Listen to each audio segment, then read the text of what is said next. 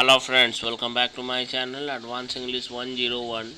Friends, in this video we are going to learn 5 advanced English structures, and all these structures are most important for daily use conversation. And if you are a learner and if you are a learner and you want to speak fluent English, you will have to watch this video without skipping, so that you may understand each and every sentence used in this video properly. Now let's get started today's video. हमारा पहला structure होगा ठान लेना से। हम लोग हर दिन अपने सेंटेंस में बोलते हैं मैंने ये ठान लिया, मैंने ठान लिया ये काम मैं नहीं करूँगा, मैंने ठान लिया ये काम करूँगा। दूसरा स्ट्रक्चर है से कोई लेना देना नहीं है। तीसरा है एक से बढ़कर एक, जैसे हमें बोलना हो हमारे कॉलेज में एक से बढ़कर एक विद्यार्थी है, हमारे कॉलेज में एक से बढ़कर एक शिक्षक है, एक प्रोफेसर है, हमारे इंस्टीट्यूट में एक से बढ़कर एक टीचर है। इस तरह के सेंटेंस को बोलने के लिए हम लोग इस स्ट्रक्चर का यूज़ करते हैं। आइए देखते हैं पहला structure nothing to do with, जिसका मतलब होता है कोई लेना देना नहीं है। पहला सेंटेंस है मुझे तुम्हारे पैसों से कोई लेना देना नहीं है। इसके लिए हम लोग बोलेंगे I have nothing to do with your money. ये हमारा स्ट्रक्चर ही ये कंप्लीट है, नथिंग टू डू विद। उसके बाद आपको जिसके बारे में बोलना है उसको यहाँ पे मेंशन करना है। मुझे उसकी जायदाद से कोई लेना देना नहीं है। I have nothing to do with your properties. यहाँ पे योर है, योर की जगह पे आप हीज़ कर सकते हैं। जिसके बारे में बोलना है वो कर दीजिए। I have nothing to do with his properties. मुझे उसकी बातों से कोई लेना देना नहीं है। इसके लिए हम लोग कहेंगे I have nothing to do with his words. I have nothing to do with his words.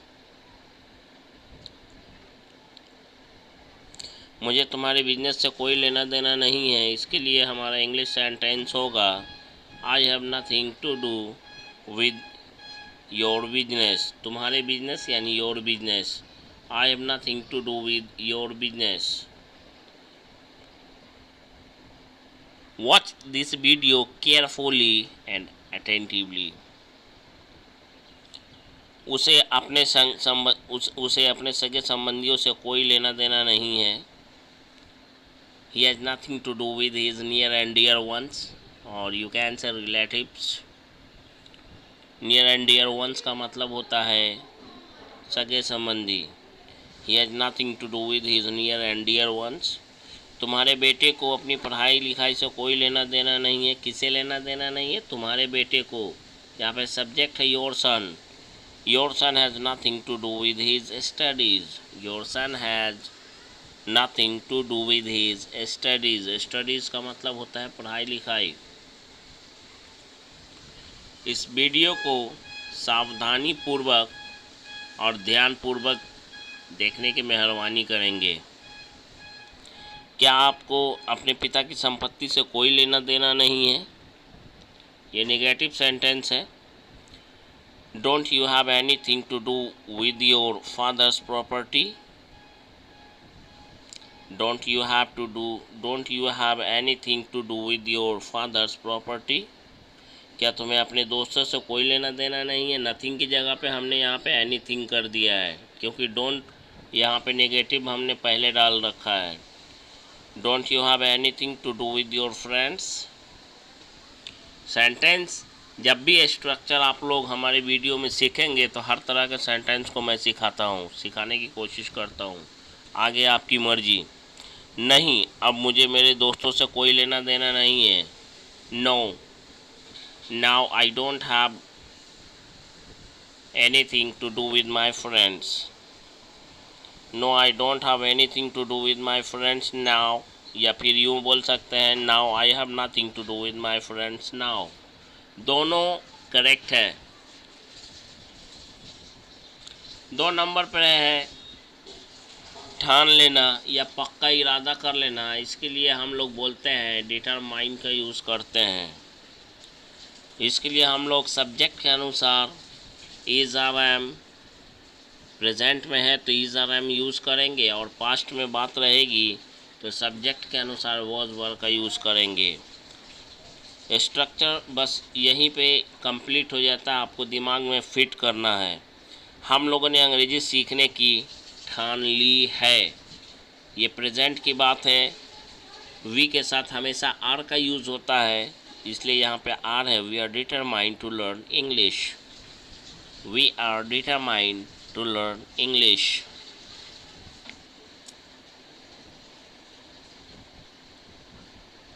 हम लोगों ने 2 महीने के अंदर धारा प्रवाह अंग्रेजी बोलना सीखने की ठान ली है। हम लोगों ने ठान ली है, प्रेजेंट की बात है, इसलिए बी के साथ आर का यूज़ करेंगे। We are determined to learn to speak fluent English within 2 months। We have determined to learn to speak fluent English within 2 months। Practice कीजिए, practice. The more you practice the more you get fluency in your spoken English. उसने 2 महीने के अंदर धारा प्रवाह अंग्रेजी बोलना सीखने की ठान ली थी। पहले हम लोग इसको बोलेंगे, उसके बाद इसको बोलेंगे। आज 2 महीने हो चुके हैं और वह धारा प्रवाह अंग्रेजी बोलने योग्य हो गया है, क्योंकि उसका इरादा बुलंद था। अगर ऐसे ऐसे सेंटेंस पे आपने प्रैक्टिस करना सीख लिया तो आपको स्पोकन इंग्लिश से कोई रोक नहीं सकता है, धारा प्रवाह अंग्रेजी बोलने से कोई रोक नहीं सकता है। He was determined to learn to speak fluent English within 2 months. Today it has been 2 months. इसका मतलब होता है 2 महीने हो चुके हैं।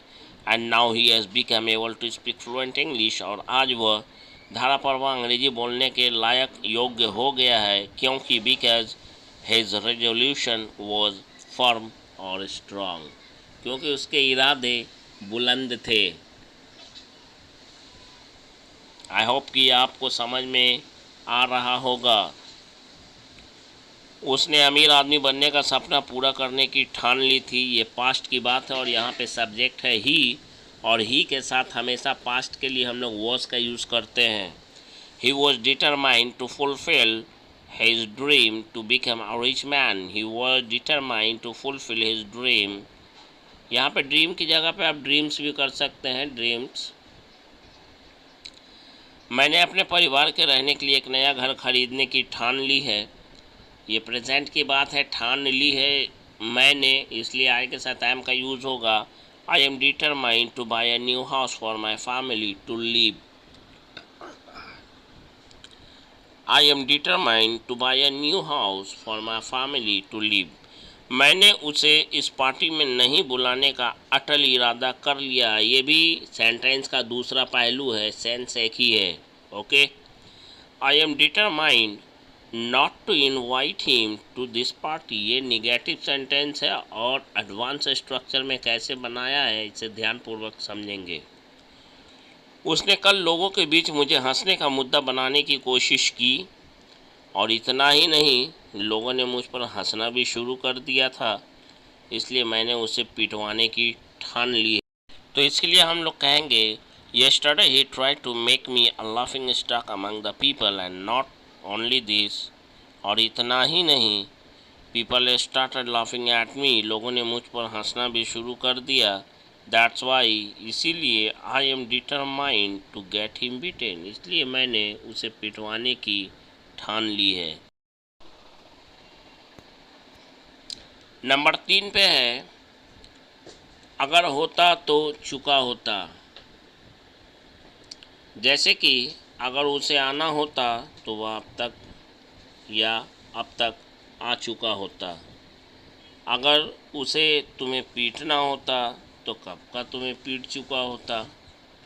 या फिर यूँ कहें, अगर उसे तुमसे शादी करनी होती तो वह बहुत पहले ही तुमसे शादी कर लिया होता, या बहुत पहले ही तुमसे शादी कर चुका होता।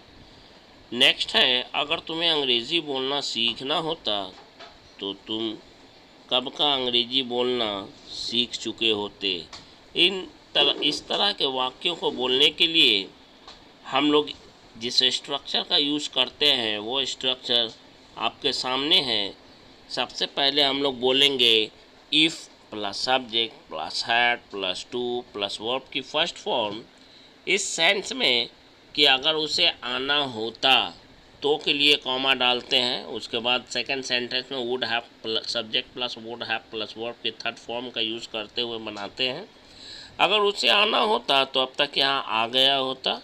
If he had to come he would have come here by now या till now. If he had to come he would have come here by now और टिल नाउ।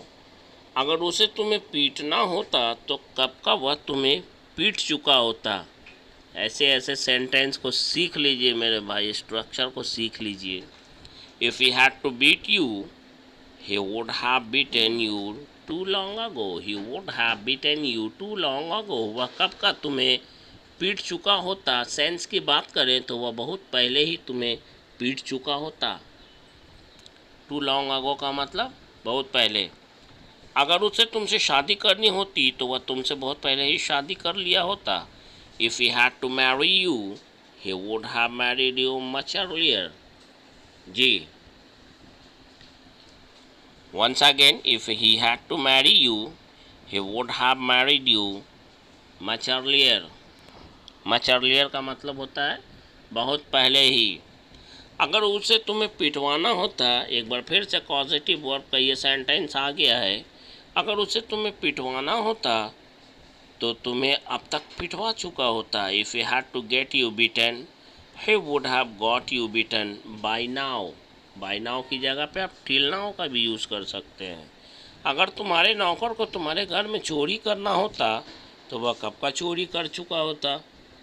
है ना, बात सही है ना। तो इसे सीखिए ध्यानपूर्वक। If your servant had to commit theft in your house. अगर तुम्हारे नौकर को तुम्हारे घर में चोरी करना होता है, if your servant had to commit theft in your house he would have committed theft much earlier या टू लॉन्ग अगो। नंबर 4 पे है वन बेटर देन अदर, या फिर इसकी जगह पे at the top of others का यूज करेंगे। अदर नहीं, अदर्स का यूज करेंगे, जिसका मतलब होता है एक से बढ़कर एक। पहला सेंटेंस है मेरे पास एक से बढ़कर एक मोबाइल है। I have mobiles one is better than other. या सेकेंड वाले पर बनाएंगे I have mobiles at the top of others.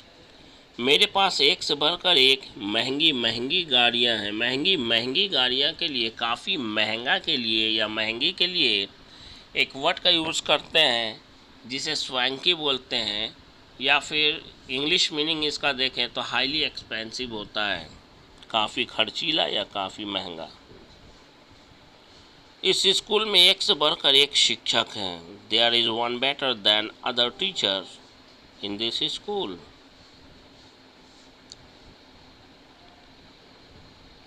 There is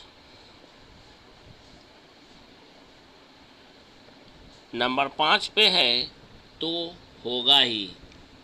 जैसे कि बोलना हो प्रदूषण तो होगा ही, दर्द तो होगा ही, परेशानी तो होगी ही, आवाज़ तो होगा ही। हालांकि ये सेंटेंस हमारा अधूरा है, मैं इसे नेक्स्ट वीडियो में इसका एक कंप्लीट सेंटेंस पार्ट लेकर आऊँगा। प्रदूषण तो होगा ही। There will be definitely be pollution. There will definitely be pollution. There will definitely be pollution. दर्द तो होगा ही। There will definitely be pain. There will definitely be pain. अगर आप श्योर हैं तो डेफिनेटली का यूज़ करें, अपनी बातों में श्योर हैं तो। अगर श्योर नहीं है तो यहाँ पे मस्ट का यूज़ कर सकते हैं। तकलीफ़ तो होगी ही। There will definitely be trouble. There will definitely be trouble. अब झगड़ा तो होगा ही। इसे इंग्लिश में बोलने के लिए हम लोग कहेंगे There will definitely be fighting now. There will definitely be fighting now. और जहाँ पे 100% की श्योरिटी है कि ऐसा करने से ये होगा ही या होना ही है, वहाँ पे डेफिनेटली का यूज़ करेंगे। और जहाँ पे प्रोबेबिलिटी है, पॉसिबिलिटी है, वहाँ पे हम लोग मस्ट का यूज़ करेंगे। मे का यूज़ करेंगे, माइट का यूज़ करेंगे। अगर सबसे ज़्यादा उम्मीद है, पॉसिबिलिटी है होने की, तो वहाँ पे हम लोग मस्ट का यूज़ करेंगे। थोड़ा कम है वहाँ पे हम लोग वुड का यूज़ करेंगे। जहाँ पे ना के बराबर है, बहुत ही कम है, वहाँ पे हम लोग माइट का यूज़ करेंगे। So guys, that's all for today's video. See you tomorrow in a new video with a new lesson. For till then, take care of yourself. But before say goodbye, I would like to request you, if you have not subscribed my channel yet, please subscribe it. If you want to learn to speak fluent English, if you want to become a fluent speaker in English without any hesitation, this is this channel can be a good platform for you to learn English fluently, to speak English fluently. So without wasting more time, if you have not subscribed it, please subscribe it now to get my new video notification first. And how did you like this video? You must write in the comment box. See you tomorrow. For till then, goodbye and take care of yourself. Bye bye.